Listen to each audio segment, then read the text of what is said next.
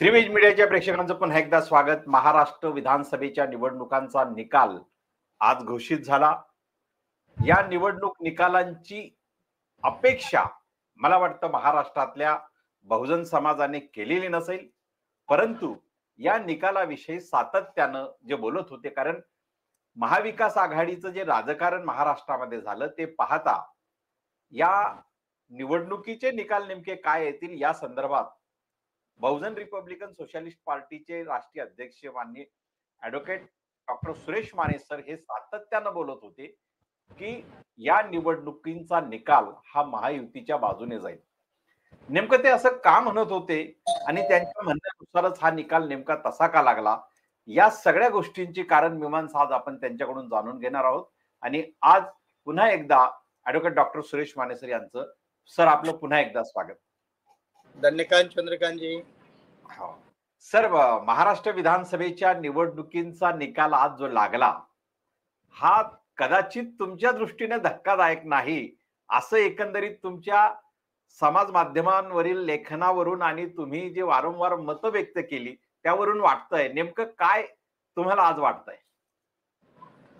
प्राथमिक टिप्पणी म्हणून चंद्रकांतजी, 20 आणि 21 नोव्हेंबरला मी माझ्या फेसबुक वॉलवरती 2 पोस्ट केल्या होत्या.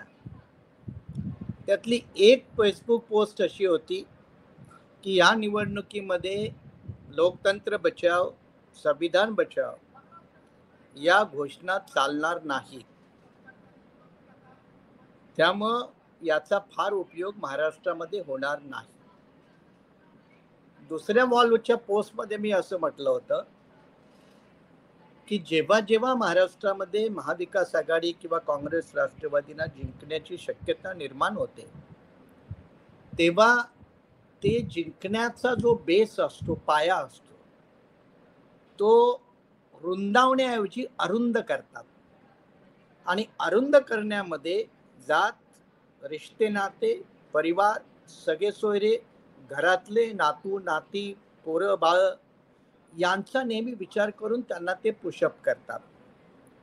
आणि तिसरं एक कारण जे मी म्हटलं होतं की लोकसभेच्या वेळेला महाविकास आघाडी सोबत एकही दलित, आदिवासी, मुस्लिम असं धनदाकट नेता, पक्ष, संघटन कोणीही नव्हतं, पण ते नॅरेटिव्ह चाललं. ते विधानसभेला चालणार नाही हे मी वारंवार सांगत होतो. असं नाही की मला त्यांनी महाविकास आघाडीत घेतलं नाही किंवा बोलवलं नाही, तो माझा वैयक्तिक प्रश्न नाही, पण कारण मी स्वतःहूनच त्यांच्यापासून दूर झालो होतो आणि पुन्हा काय मी लावण्याचा प्रयत्न केला नव्हता. त्यामुळं सामाजिक आघाडी जर व्यापक असेल तर त्याचं मतामध्ये रूपांतर होतं. हे भान हे शरद पवार सारखे काय म्हणून शरद पवारांना जाणकार नेता म्हणतात त्याच्यावर एक प्रश्नचिन्ह आहे. पत्रकारांच्या सह मी दुसऱ्याही चॅनलवरती हेच म्हणालो. उद्धव ठाकरे तर अजूनही ती खोके बोके, मातोश्री, धारावी, कारशेड या प्रश्नाच्या पलीकडे काही वेगळा महाराष्ट्र असतो असं उद्धव ठाकरेंना काही जाणवत नाही.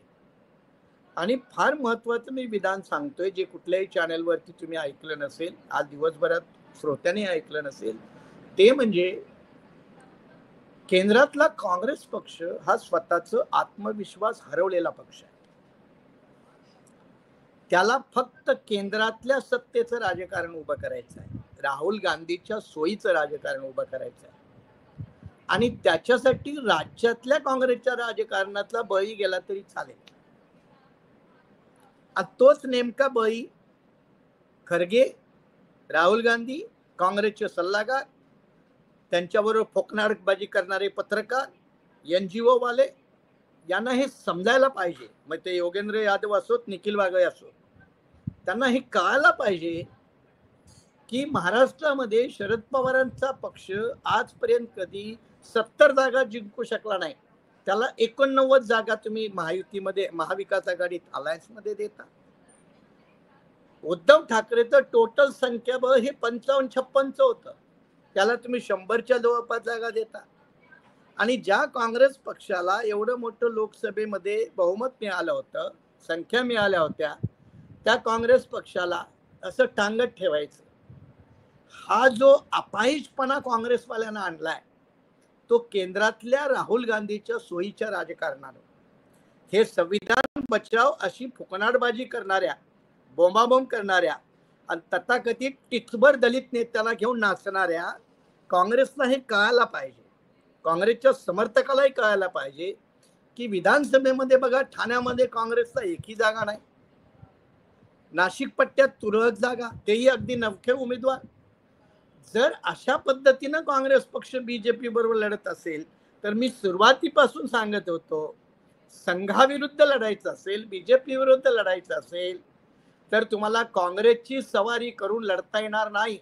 आपल्यातल्या अनेक प्राध्यापक, विद्वान, पत्रकार, विचारवंतांना आणि संधी नोकरीतून रिटायर झालेल्या लोकांना हे सत्य समजायला आणखीन किती दिवस लागतील मला माहिती नाही.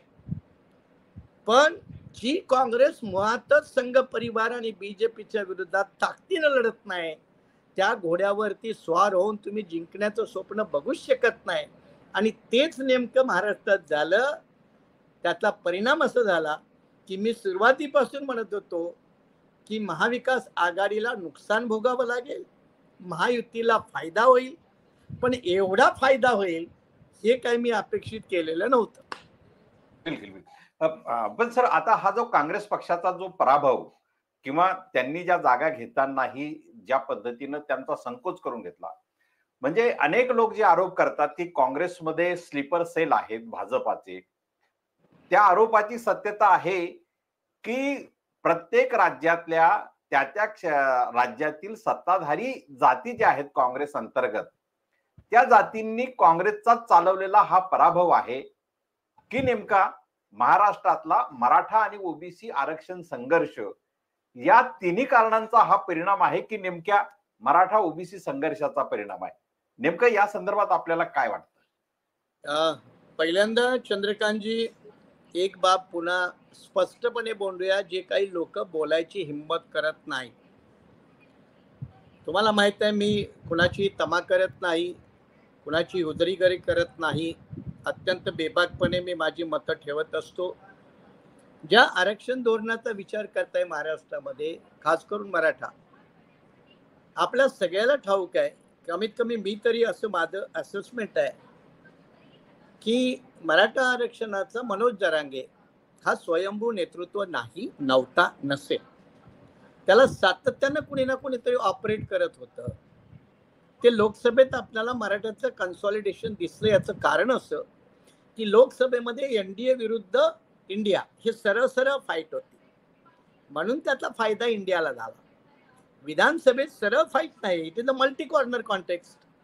अनेक पक्ष आघाड्या आहेत, इंडिपेंडंट आहेत. 500,000 मतानं जरी अपक्षानं घेतली तरी तो फटका असतो. ते लोकसभेत भीती नव्हती, म्हणून लोकसभेमध्ये यश महाआघाडीला मिळालं. इथं महायुतीला यश मिळण्यापाठीमागचं कारण सरळ सरळ महाविकास आघाडीकडं कोणतीही नीती नव्हती, रणनीती नव्हती, रिसोर्सेस नव्हते, मॅनपॉवर नव्हते आणि ग्रासरूटचं कोऑर्डिनेशन तर तिन्ही पक्षातलं अजिबात नव्हतं. आता टेलिव्हिजनवरती काँग्रेसचे नेते भाई जगताप यांचीच आता प्रतिक्रिया आली. ते म्हणाले, इतर पक्ष जेव्हा निवडणुका ज्या जिंकण्याच्या तयारीत होते तेव्हा काँग्रेस पक्षातले नेते मुख्यमंत्री कोणी व्हायचं याच्यावरती विचार मंथन करत होते. आणि म्हणून भाई जगतापाने आता मागणी केली की या पराभवाला जे जबाबदार आहेत त्यांच्यावरती कारवाई झाली पाहिजे. आता पराभव लहानसा नाही. पृथ्वीराज चव्हाण माजी मुख्यमंत्री, बाळासाहेब थोरात संभाव्य मुख्यमंत्री पदाचा उमेदवार, अशासारख्या दिग्गजांना जर पराभव करावा लागतो आणि लोकसभेमध्ये जी काही विधानसभा वाईज लिडिंग होतं ती काँग्रेस पक्ष आता 15 जागावर आहे. साहजिकच हाडाचा जो काही काँग्रेस कार्यकर्ता असेल त्याचं रक्त खवळून उठल्याशिवाय राहणार नाही, कुठल्याही संघटनेचा असो. तो जर हाडाचा असेल तर, तो देखावाबद्ध असेल तर तो प्रश्न वेगळा. याच्या सोबत दुसरं एक मोठं सत्य आपण समजून घेतलं पाहिजे. ते म्हणजे बघा, जरांगेनं अचानक नांगी का टाकली? जसे अनेक आमदार खासदार बीजेपी सामील झाले तसा तो बीजेपीला सामील होण्याचा प्रकार नव्हता. हे प्रकाश आंबेडकर, आनंदराज आंबेडकर, हे आपले दुसरे तिसरे आंबेडकर अगदी बेअक्कलपणे त्यांच्याकडे जाऊन बसत होते, त्याची लिडरशिप मान्य करत होते. शोकांतिक आहे. अत्यंत वाईट वाटतं हे बोलताना. म्हणजे फुले शाहू आंबेडकरांच्या लोकांनी काय करावं आणि काय करू नये याचं साधं तारतम्य नसणारी मंडळी. म्हणजे जरांगेनं अचानक नांगी का टाकली, त्याचा फायदा मग आता बीजेपीला झालेला दिसत नाही का? मराठ्यांचं अनेक मतदान तिकडे गेलेलं दिसत नाही का? हे तो सज्जाद नोमानी असेल नाही तर आणखीन कुणी असेल, व्यक्तिगतरित्या मी त्यांचा आदर करेन व्यक्ती म्हणून, पण त्यांच्या राजकीय मताला कवडीची किंमत देण्या इतपत सुद्धा लायकी नाही, अत्यंत स्पष्ट मांडलं पाहिजे. जरांगेनं ऐन वेळेला हत्यार टाकणं त्याचा फायदा बीजेपीला स्पष्ट झाला. याच्यावरून जरांगेंचं राजकारण कुणाच्या सोयीसाठी होत होतं? शरद पवारांना वाटत होते ते आमच्या सोयीचं आहे, राजेश टोपेंना वाटत होतं आमच्या सोयीचं आहे, पण शेवटी जरांगेने जी भूमिका घेतली ती बीजेपीच्या फायद्याची झाली. हे बाकीच्यांना कळू नये एवढे मूर्ख असतील तर त्यांचं काय म्हणा. त्याच्याही पलीकडं महाराष्ट्रात ओबीसीचं राजकारण, आपण सगळे ओबीसी जनगणना झाली पाहिजे, जनगणना झाली पाहिजे, मी ओरडतो तुम्ही ओरडता. राजकीय आरक्षण ओबीसीचं संपलं, राजकीय आरक्षण ओबीसी, आपण सगळेच बोलतो, पण आपण एक इलेमेंट विसरतो आणि तो अत्यंत महत्वाचा आहे. तो असा आहे की मराठा हा आरक्षणासाठी लढतो, ओबीसी हा त्याच्या जनगणनेसाठी लढतो, पण जेव्हा हिंदुत्वाचं अस्त्र पुढे येतं तेव्हा त्याचं आरक्षणाचं आणि जनगणनेचं अस्त्र गळून पडतं. या गोष्टी नीटपणे आपण समजून घेतल्या पाहिजेत. त्यावेळेला तो बीजेपीच्या हिंदुत्ववादी राजकारणाचा त्या सारख्यामध्ये तो ओबीसी आणि तो मराठा ते दोघी त्याच्यात सामील होतात. त्यामुळे आपणाला ही सत्यता देखील कळाली पाहिजे की मराठा आरक्षणाचं राजकारण करतो, मराठा आयडेंटिटीचं नाही करत. ओबीसी जनगणनेचं राजकारण करतो, ओबीसीचं स्वतंत्र आयडेंटिटी पॉलिटिक्स करत नाही. म्हणून ओबीसी तुम्हाला सगळ्या पक्षात दिसतो, मराठा सगळ्या पक्षात दिसतो. या उलट हिंदुत्वाचं राजकारण हे त्याला आयडेंटिटी पॉलिटिक्स देतं. आणि त्यामुळं मोदीची जी भाषा आहे, एक रहेंगे तो सेफ रहेंगे, ही मुसलमानांना जेवढी लागू होती तेवढी ओबीसी आणि मराठ्यांना लागू होती. ह्या जो अंडर करंट आहे तो नीटपणे ना महाविकास आघाडीच्या नेत्यांना हाताळता आला, ना पत्रकार विद्वान बुद्धिवंत या लोकांना त्याचं अनालिसिस करता आलं. आणि आंबेडकरी चळवळीतले आताही सोशल मीडियावरती कोण ईव्हीएमला दोष देतोय हे अत्यंत फुटकळ स्वरूपाचं. म्हणजे निखिल वागळेंची प्रतिक्रिया, असं होईल असं कसं वाटलं नव्हतं. अरे हे जर अंदाज बांधता येत नसतील तुम्हाला तर तुम्ही विश्लेषक कसे, तुम्ही अनालिसिस करणारे मंडळी कसे? म्हणजे महाराष्ट्रातलं राजकारण न समजण्याची कुवत असणाऱ्या माणसांना सोबत ठेवायचं, त्यांच्या माध्यमातून स्तुती करणारे भाट सोबत बाळगायचे, आणि मग कुठेतरी एखादा टिपरीबाज दलित नेता संविधानाचं रक्षण करण्यासाठी आम्ही तुम्हाला पाठिंबा देतो, अरे त्याच्या पाठीमागे संघटना आहे की नाही, त्याच्या पाठीमागे कार्यकर्ते आहेत की नाही, त्याच्या पाठीमागे काही वोट बँक आहे की नाही, काही न बघता अशा तकलादू नेते, विचारवंत, साहित्यिक, पत्रकार, प्राध्यापक, डॉक्टर, इंजिनियर, वकील हे सगळे अशी फौज घेतल्यावर तुमचं काय होईल हे दिसलं. पण सर म्हणजे फार महत्वपूर्ण विधान आपलं आहे की हिंदुत्वाच्या घोषावर मराठा आणि ओबीसी हा भाजप प्रणित महायुतीकडे सरकला आहे.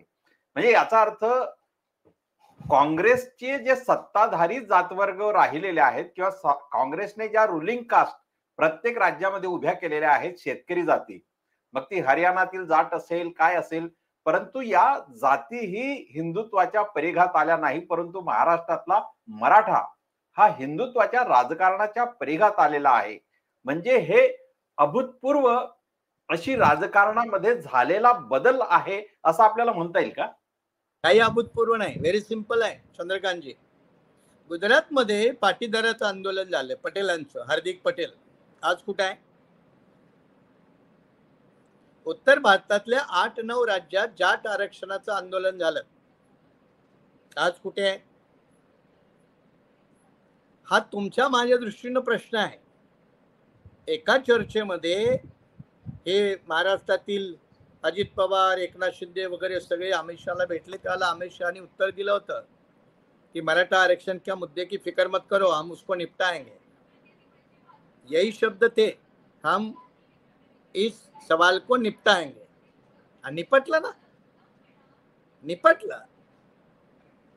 हे जेव्हा लक्षात घेतो आपण तेव्हा की आपणाला महाराष्ट्रातल्या देशातल्या लोकांची सायकोलॉजी समजली पाहिजे. मानसशास्त्र आहे, राजकारणामध्ये मानसशास्त्राला फार मोठं महत्व आहे. आता त्याने मराठ्यांची मानसिकता ओळखली. म्हणून बघा ना की लोकसभेला महाविकास आघाडीकडे सरकणारा मराठा, त्याचं वोट आकडेवारी आता उपलब्ध आहे, अनेक ठिकाणी दिलेली आहे. ओबीसी हा मोठ्या संख्येने बीजेपीकडे सरकला. इवन बीजेपी आणि मराठा सरकला असं समजू नका. दलिती 5-6% सरकले, मुस्लिमी 5-6% सरकले, आदिवासी तर बहुतेक आमदार बीजेपीचे आले, दलित आमदार बहुतेक बीजेपीचे आले. त्यामुळं आपणाला हे समाजाचं वास्तव नाकारून राजकारण करणं म्हणजे वेड्याच्या विश्वास जाण्यासारखंच आहे ना. हे वास्तव समजलं पाहिजे आणि ते स्वीकारून कोर्स करेक्शन केलं पाहिजे. बीजेपीने बघा लोकसभेपासून त्यांना 2-3 महिने मिळाले, कोर्स करेक्शन केलं, योजनांचा पाऊस पडला. हेच अजित पवार जेव्हा महाविकास आघाडीत वित्तमंत्री होते, याला द्यायला पैसा नाही, त्याला द्यायला पैसा नाही, अनेक योजना बंद पडल्या. आता सगळा पैसाच वाटपाचं चालू आहे. सगळे योजनासाठी अवाढव्य पैसा, तीर्थस्थळाला जा, कुठूनही जा, काही जा, सगळं घेऊन टाका. म्हणजे कोर्स करेक्शन 2-2.5 महिन्यामध्ये ज्या वेगानं ज्या गतीनं महायुती पक्षाने केलं ते रिमार्केबल आहे. आणि एक गोष्ट या ठिकाणी आहे ना की जेवढी ही निवडणूक शरद पवार उद्धव ठाकरे यांच्यासाठी अस्तित्वाची होती, त्याच्या कितीतरी पटीनं एकनाथ शिंदे आणि अजित पवार यांच्या अस्तित्वाची होती. कारण शरद पवार जरी हरले तरी त्यांच्या त्या पक्षात राहतील, उद्धव ठाकरे हरले तरी आपलं मातोश्रीचं राजकारण करतील, मग सुषमा अंधारेला घेऊन का होईना पण ते करतील. एकनाथ शिंदेचं काय, ते जर हरले तर अजित पवारांचं काय, अस्तित्व धोक्यात होतं. त्यामुळे ते प्राणपणाने लढले. अजित पवार तसे फटकं आहेत, आपल्याला सगळ्यांना माहिती आहे, अपराईट आहे, स्ट्रेट फॉरवर्ड आहेत. पण त्यांनी बघा आता देहबोली मगाच्या प्रेस कॉन्फरन्स मध्ये तिघाच्या अत्यंत he was in relax position. Eknath Shinde was in a confident position. म्हणजे जेवढे शिवसेनेचे एकटे उद्धव ठाकरे 55-56 आमदार आणत होते, तेवढे एकटे उद्धव आपल्या एकनाथ शिंदेच्या शिवसेनेतून आले ना. त्यामुळं अस्तित्व हे आपलं याने टिकवून ठेवलं, वर्चस्व टिकवला. आणि यांची जी कसोटी होती, आणि आता एकनाथ शिंदेतला बदलही बघा, ते बीजेपीची जास्त भाषा बोलतात दुसऱ्यापेक्षा. म्हणजे त्यांना ती लाईन ऑफ ऍक्शन कळते. म्हणजे रिक्षामध्ये कोणाकोणाला कसं बसवावं हे प्राथमिक ज्ञान असलेला माणूस चांगलं राजकारण करतो, आणि शरद पवार सारखा माणूस पावसाची वाट बघत राजकारण करतो, ही शोकांतिका आहे. बिलकुल सर. या निवडणुकांपूर्वी म्हणजे जे उमेदवार उभे होते त्याच्यामध्ये अनेक पक्ष म्हणजे अनेक ठिकाणी 7 ते 8 पक्ष असे उमेदवारी करत होते. आणि त्यामुळे असं म्हटलं जात होतं की यामुळे मतांचं विभाजन होऊन महायुतीचा विजय होईल अशी एक शक्यता वर्तवली जात होती. ती शक्यता वास्तवामध्ये उतरली असं आपल्याला आज म्हणता येईल का नेमकं? हे बघा, लोकसभेचं इक्वेशन वेगळं असतं, विधानसभेचं वेगळं असतं. मी मगाशीच म्हणालो, लोकसभेला स्ट्रेट फॉरवर्ड फाईट होती, बाकीच्यांना काही फार महत्वाचा रोल नसतो. पण विधानसभेत तसं नसतं. अपक्ष, इतर पक्ष त्यांनी 1500 जरी मतं घेतली तरी ते डॅमेज करतं. मग विधानसभेला हा क्रायटेरिया असतो, तर तो झारखंडला पण लागू आहे ना. झारखंडमध्ये सुद्धा विधानसभेच्याच निवडणुका झाल्या. तिथं एक आदिवासी नेता अमित शहा मोदीच्या आव्हानाचा मुकाबला करून त्यांना रोखू शकला. तिथं काही निखिल वागळे सारखे, योगेंद्र यादव सारखे विचारवंत नव्हते त्याच्याकडे. पण तेच आव्हान महाराष्ट्रामध्ये मराठा नेता शरद पवार, शिवसेने बाळ ठाकरेचे लिगसी सांगणारा उद्धव ठाकरे, काँग्रेसचे मराठे नेते का आव्हान परतवू शकले नाहीत? विधानसभेमध्ये पोलरायझेशन जास्त होतं, डायव्हर्सिटी असते, हे यांना समजून घ्यायची गरज नाही का? नॅचरली असणारच. त्यामुळे छोटे मोठे पक्ष असणार, त्यामध्ये मग कुठली एक बच्चू कडूची आघाडी, आणखी कुठली आघाडी, आमची एक वेगळी आरक्षणवादी आघाडी, अशा आघाडी आणि अपक्ष असे राहणारच ना. आणि ते राहिल्यामुळं तुमचं थोडं बहुत तर मतदान खालीवर होणारच आहे. पण याच्याही मध्ये एक महत्वाचा फॅक्टर जो आहे की आम्हाला जिंकायला किती मतदान लागतं याचा विचार करणं वेगळं आणि विरोधातल्या बलाढ्य उमेदवाराला हरवण्यासाठी किती मतदान लागतं याचा विचार करणं वेगळं. मला वाटतं महाविकास आघाडीतले नेते हे फक्त जिंकण्याच्या मताचं समीकरण करत होते, महायुतीतल्या उमेदवारांना हरवण्याचं बिलकुल मताचं समीकरण करत नव्हते. हा सगळ्यात मोठा ड्रॉबॅक आहे यांच्यावर. सर, या निवडणुकीमध्ये सर्वात महत्वाचं जे म्हटलं जात होतं की जसं लोकसभेमध्ये मराठा, मुस्लिम आणि दलित यांचं एक समीकरण झालं, तसंच दलितांचं समीकरण पुन्हा महाविकास आघाडीच्या बाजूने उभं राहील अशी एक शक्यता वर्तवली जात होती. त्यामुळे आंबेडकरी पक्षांना देखील मतदान कमीच होईल अशी एक शक्यता होती. परंतु आता महाविकास आघाडीच्या बाजूने जर हे 3 घटक गेलेले असतील तरी परिणाम मात्र तसा आलेला दिसत नाही. मग नेमकं आंबेडकरी मतदारांची अवस्था या निवडणुकीत काय राहिली असं आपल्याला वाटतं? मी हा प्रश्न लोकसभेच्या वेळेला स्वतः निर्माण केलेला होता की देशातले सगळे दलित, सगळे मुसलमान, सगळे आदिवासी यांनी जरी इंडिया आघाडीला मतदान केलं तरी मोदी सत्तेत आले, बीजेपी सत्तेत आले, काँग्रेस 44 वरून 100 वर गेली. आणि त्यावेळेला मी सांगत होतो की काँग्रेस ही 272 क्रॉस करू शकत नाही. पण आपल्यामध्ये जे काही तथाकथित विचारवंत, साहित्यिक, पत्रकार, बुद्धिवंत, रिटायर्ड, टायर्ड असे लोक आहेत, त्यांना दगडापेक्षा वीट मऊ, व्यावहारिक राजकारणाची अक्कल नसणारे लोक हे सगळे मांडून या समुदायाला पुन्हा काँग्रेसच्या दावणीला बांधायचा प्रयत्न करतात. आणि होतही कधी कधी, बहुतेक वेळा होतही, जसं लोकसभेमध्ये झालं. पण ते विधानसभेला 100% झालं नाही. आता 2-3 दिवसात आपल्याला प्रत्येक समाजाची आकडेवारी येईल. मी तुम्हाला म्हटलं दलित म्हणजे काय हो, एक बौद्ध आणि एक बौद्धेतर दलित, एक आंबेडकराईट दलित आणि एक नॉन आंबेडकराईट दलित. नॉन आंबेडकराईट दलितांना बीजेपीचं सोयीसुद्धा काय, काहीच वावगं नाही. बौद्धामध्ये सुद्धा यावेळेला किरण रिजिजू सारखा केंद्रातला कायदा मंत्री, यानं विदर्भामध्ये स्पेशली, तो बौद्ध आहे, उत्तर पूर्वकडला, त्यानं अनेक मिटिंगा घेतल्या. बाबासाहेब आंबेडकरांना कसा त्रास झाला, त्यांना कायदा मंत्री पदाचा राजीनामा कसा द्यावा लागला, मग मीही बौद्ध आहे. म्हणजे एफर्ट त्याला किती डिलिव्हर झालं हा मुद्दा वेगळा, पण प्रयत्न करणं हा जो काही इलेमेंट आहे तो महाविकास आघाडीकडे अजिबात नव्हता. महाविकास आघाडीनं गृहीत धरलेलं, गेल्या वेळेला हे कुठे गेले, जरी यांचा कुणी नेता, पक्ष संघटना आमच्या बरोबर नेता नव्हता, आम्ही एक निळा झेंडा लावला की आमच्या बरोबर येतात. नेमकं तिथेच हे चुकलेत. मी पुन्हा म्हणालो की महाविकास आघाडीला आपला सामाजिक पाया व्यापक करण्याची ऐतिहासिक संधी उद्धव ठाकरे, शरद पवार आणि काँग्रेस या तिघांनी घालवलेली आहे. आणि जेव्हा जेव्हा हे सत्तेच्या जवळ येतात तेव्हा यांच्यातली जातीयवादी, सरंजामी, घराणेशाहीची प्रवृत्ती ही नेहमी हावी होते आणि त्याच्यापायी त्यांच्या राजकारणाचा घात होतो. तो नेमका या निवडणुकीत झाला. बिलकुल बिलकुल. आज जो महायुतीचा म्हणजे विजय झालेला आहे, हा विजय म्हणजे येणाऱ्या काळात आपली सत्ता नेमकी कशी नेणार आहे, तो आणखी व्यापक जनसमुदाय किंवा आपला सामाजिक आधार वाढवणारा असणार आहे की त्याला बेचिराग करणारा असणार आहे, नेमकं काय असेल आपल्या दृष्टीने? नाही, पहिल्यांदा आपल्या दृष्टीनं काय आहे हा भवितव्याचा प्रश्न आहे. वर्तमान अनालिसिस करत असताना 2-3 बाबी लक्षात घेऊया. ती म्हणजे शिवसेनेचं भवितव्य काय.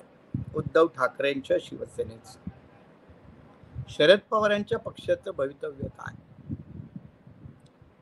काय ही मंडळी, एकतर शरद पवारांचं वय असेल, उद्धव ठाकरेंची तब्येत असेल, त्यामुळे ही मंडळी नव्या पिढीच्या हातात आपली पक्ष संघटना देणार आहेत का पुन्हा घराणेशाहीच्या नावाखाली बाप मुख्यमंत्री पोरगा मंत्री, लोक तोंडावर बोलत नाहीत पण मतदानातून फटका मारतात. याचा धोका एकनाथ शिंदेना सुद्धा आहे, अजित पवारांना सुद्धा आहे. त्यांनी समजू नये की त्यांना तो धोका नाही, आज नाही झाला पण उद्या भविष्यात होऊ शकतो. त्यामुळं एक लक्षात घ्या की या 4 पक्षांचं भवितव्य अधांतरीच आहे, जर हे त्यातून बाहेर नाही पडले तर. दुसरी बाब मात्र एक प्रामुख्याने लक्षात घ्यायला पाहिजे की बीजेपीचा जो इलेक्शन जिंकण्याचा महाराष्ट्रातला स्ट्राईक रेट आता जो आहे 2014, 2019 आणि 2024, 2014 122 विधानसभा, 2019 105 विधानसभेच्या जागा आणि आता जवळजवळ त्यांनी 127-30 जागेपर्यंत स्वतःच्या जीवावर गेले. याचा अर्थ महाराष्ट्रात काँग्रेस प्रणित राजकारण संपते आणि बीजेपी एक स्टॅबिलाइज प्लेयर, राजकीय पक्ष म्हणून महाराष्ट्रात प्रस्थापित होतोय. हा सगळ्यात मोठा धोका काँग्रेस समोरचा आहे. काँग्रेसवाल्यांना याचं किती भान आहे तो एक वेगळा मुद्दा आहे, पण एक विश्लेषक, एक अभ्यासक म्हणून, एक चिंतक म्हणून किंवा सोशो पॉलिटिकल ऍक्टिव्हिस्ट म्हणून मी हा मुद्दाम प्रामुख्याने मुद्दा आपल्या सगळ्यांच्या समोर ठेवतो की काँग्रेसवरती काँग्रेसचा विश्वास नाही आणि काँग्रेसवरती अवलंबून आपण आपल्या विचाराचं राजकारण करू असं म्हणणारे दलित, आदिवासी, मुस्लिम हे कुठल्या दुनियेत आहे त्याचा त्यांनी गंभीरपणे विचार करावा. नाही केला तर मग कुणीतरी तुमच्या गळ्यात एखादी रस्सी टाकायची, कुणाच्या तरी गोठ्यामध्ये नेऊन बांधायचं, एवढंच काम शिल्लक राहील. मग बांधणाऱ्याचं काम प्रामाणिकपणानं करेल आणि बांधून घेणारा गुलामाच्या पद्धतीनं आपलं काम करेल.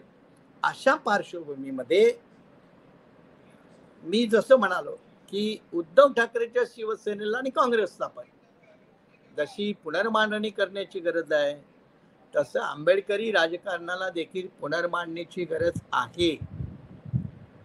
तुम्ही आपलं राजकारण करत असताना दुर्दैवानं नुसत्या नेत्यांनी हे करून चालणार नाही, हा माझा अनुभव आहे.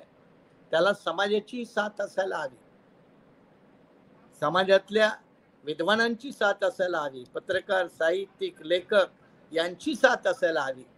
म्हणजे एखादा नेता फार खंबीर आहे पण समाज अत्यंत बिकाऊ आहे, नेता समाज चांगला आहे पण हे स्लीपर सेल हे दुसऱ्याची दलाली करतायत, तर अशा वेळेला ते विषम समीकरण आहे.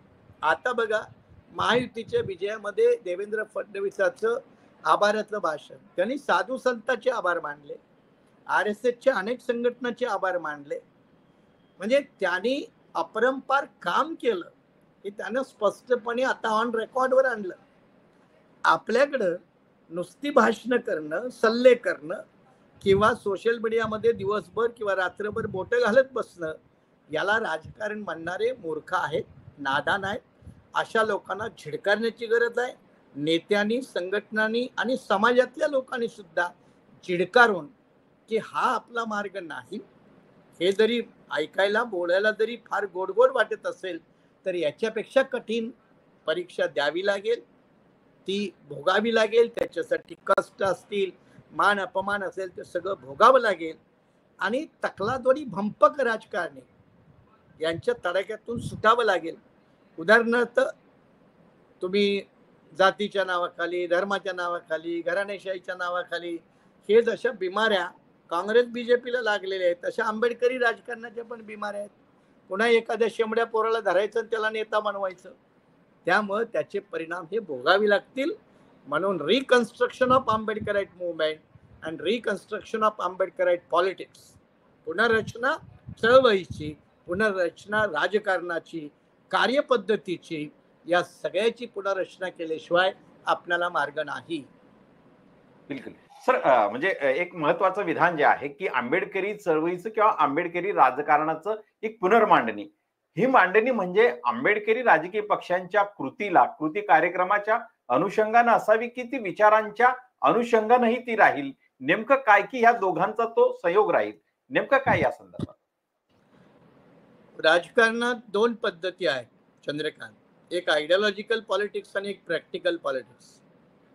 तुम्हाला या दोन्हीचं कॉम्बिनेशन जमायला हवं, बॅलन्सिंग जमायला हवं. कांशीरामजींनी उत्तर प्रदेशमध्ये जेव्हा भव्य आंबेडकर स्मारक उभारलं, दॅट इज आयडियोलॉजिकल पॉलिटिक्स. पण ते उभारण्यासाठी सत्ता हातात घेण्यासाठी बीजेपी बरोबर अलायन्स केला, that is the practical politics. हा फरक महाराष्ट्राला जनतेला नाही कळत, नेत्याला नाही कळत, कार्यकर्त्याला नाही कळत. महाराष्ट्रामध्ये या बाबतीत पॉलिटिकल एज्युकेशन फारच लो लेवलचं आहे. एकतर जे काय आहे ते इमोशनल लेवलचं आहे किंवा जे काय आहे ते मर्यादित लेवलचं आहे, त्याला ब्रॉडरपणा नाही. आणि त्यामुळं महाराष्ट्रामध्ये उपवर्गीकरणासारखे मुद्दे बीजेपीने वापरले ना, त्यांनी कमिटी बनवली, त्यांनी उपवर्गीकरणाची आश्वासनं दिली आणि 13% दलित वोट बँक असणाऱ्या समुदायामध्ये 6-7% बौद्धांना सोडून बाकीची मतं आपल्या पेटीत सामावून घेतली. हे जे प्रॅक्टिकल पॉलिटिक्स आहे ते आपल्याला महाराष्ट्रात जमायला हवं. अडथळे भरपूर आहेत, आव्हानं भरपूर आहेत, चॅलेंजेस भरपूर आहेत, पण याचा अर्थ तुम्ही त्या मार्गाने जायचंच नाही असं जर ठरवलं असेल तर तुमची कधी सुरुवातच होणार नाही. एक सर एक म्हणजे हा जो या बाबतीत चंद्रकांतजी, या हो. बाबतीत बघा, हे बघा, बाबासाहेबांनी 35-37 साली 15 आमदार स्वतंत्र मजूर पक्षाचे निवडून आणले. त्यावेळेला जात नव्हती, भेदाभेद नव्हता, अस्पृश्यता नव्हता. बाबासाहेबांचे उमेदवार काय धनवान होते, हे एका बाजूला आहे ना. दुसरी गोष्ट, संयुक्त महाराष्ट्राच्या आंदोलनामध्ये जेव्हा शेड्यूल कास्ट फेडरेशन सामील झाला तेव्हा 9 खासदार आलेच ना निवडून. त्यामध्ये जनरल जागेवरून दादासाहेब गायकवाड असतील, नाशिकमधून, नगरमधून बेशी कांबळे असतील, कोणी एल्वे आमचे सोनुले नांदेडमधून असतील, ही माणसं निवडून आलीच ना. ते प्रॅक्टिकल पॉलिटिक्स होतं. आपल्याला महाराष्ट्रामध्ये काही दलित नेत्याच्या मूर्ख भूमिकेमुळे आयसोलेटेड पॉलिटिक्स करावं लागतंय आणि त्याची सवय समाजाला पडते, मतदारांना पडते. मग नॅचरली तुम्ही आयसोलेशन मध्ये जाता. मग आयसोलेशन मध्ये गेलेला समूह, नेता, संघटन याची लिडरशिप इतर वर्गाने काय म्हणून स्वीकारावी, आणि हाच नेमका कळीचा मुद्दा आहे. मग तो साहित्यिक भाषेतला असो, कवी गायक यांच्या भाषेतला असो, बुद्धिवंत असेल. आताही मी म्हटलं ना, सोशल मीडियावर फक्त ईव्हीएम ला दोष देणारे कोण आहेत तर आंबेडकर आहेत, बहुतेक आहे त्याच्यात. अरे तुम्ही बूथ बांधणी करायची नाही, संघटन बांधणी करायची नाही, मतदारांना घराच्या बाहेर काढून मतदानाला घेऊन जायचं नाही, त्यांचं मतदान करवून घ्यायचं नाही, हे सगळं सोडायचं. आणि मग निवडणुकीचे परिणाम आले की ईव्हीएम ला दोष द्यायचा. तर मग आता म्हटलं ना की झारखंडमध्ये ईव्हीएम ला आपण काय म्हणणार. आणि काही नेत्यांनी हे ईव्हीएमचं फॅट डोक्यात घुसवल्यामुळं काही लोक मतदानाला पण जायचं सोडून दिलंय. म्हणजे किती निगेटिव्हिझम आपण निर्माण करतोय याचा गंभीर विचार म्हणून मी तुम्हाला म्हटलं की संपूर्ण बाबीची पुनर्रचना, आणि पुनर्रचनेमध्ये पहिला अजेंडा कोणता असेल तर 100% आंबेडकराईट माणसानं आंबेडकराईट उमेदवारालाच मत दिलं पाहिजे, हा नंबर 1. नंबर 2, एखाद्या मतदारसंघात जर 10 उमेदवार असतील आंबेडकराईट तर त्यातल्या सर्वोत्तम उमेदवाराला, सगळ्यात बेस्ट असणाऱ्या उमेदवाराला मतदान केलं पाहिजे. तेव्हा तुमची कुठेतरी दखल घेतली जाईल, अन्यथा नाही.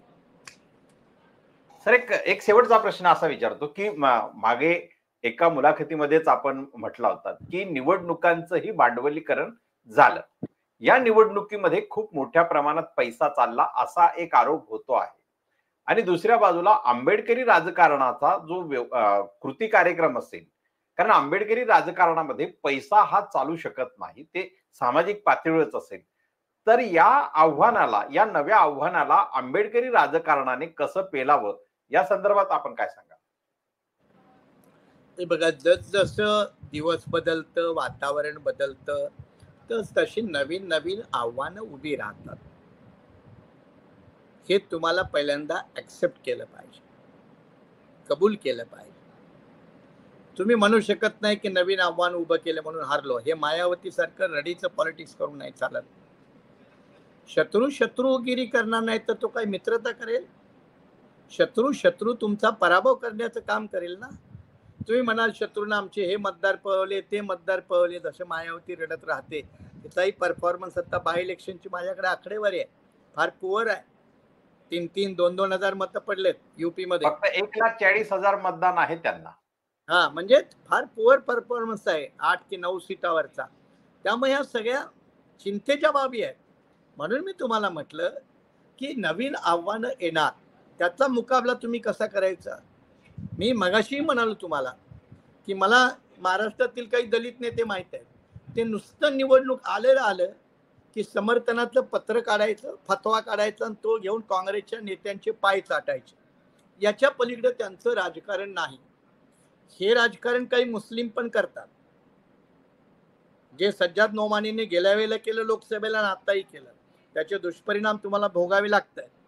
त्यामुळं याच्याऐवजी तुम्ही मतदारसंघ बांधणं, उमेदवार तयार करणं, त्यांची आर्थिक संपत्तीची स्थिती निर्माण करणं, कॉम्पिटिटिव्ह पॉलिटिक्समध्ये सक्षम बनणं. म्हणजे माझ्याही पक्षाला ती अडचण आहे, इतर नाही आहे, नाही असं नाही. पण याचं भांडवल नाही करू शकत आपण की हे आमच्याकडे नाही म्हणून आम्ही जिंकू शकत नाही. तुम्हाला काही करून त्याच्यावरती मात केली पाहिजे, शत्रूचा पराभवच केला पाहिजे. आणि राजकारणामध्ये Victory is a Victory, defeat is a defeat. आम्ही कसे हारलो याचं गुणगौरव करत बसणं म्हणजे महामूर्खपणा. आम्ही कसं जिंकलो याचा जर गुणगौरव केला तर मग ते शहाणपणा आहे. पण आम्ही कसं हारलो, कसं लढलो, आम्ही कसं लोकांना एकत्रित केलं याचं कविता बनवणं, गाणी बनवणं, भजनं बनवणं, कीर्तन बनवणं, हे धंदे आता भरपूर झाले. याच्यातून राजकारण पुढे सरकत नाही. तुम्हाला क्लिअर कट शत्रूच्या पराभवाचं राजकारण करायचं असेल तर तेवढी सक्षमता निर्माण करावी लागेल, सक्षमतेची यंत्रणा उभी करावी लागेल. मी म्हटलं स्वतंत्र मजूर पक्षात बाबासाहेबांच्या काळात झाली, शेड्यूल कास्ट फेडरेशनच्या काळात 57-58ला महाराष्ट्रात झाली, कांशीरामजींनी उत्तर प्रदेश करून दाखवली.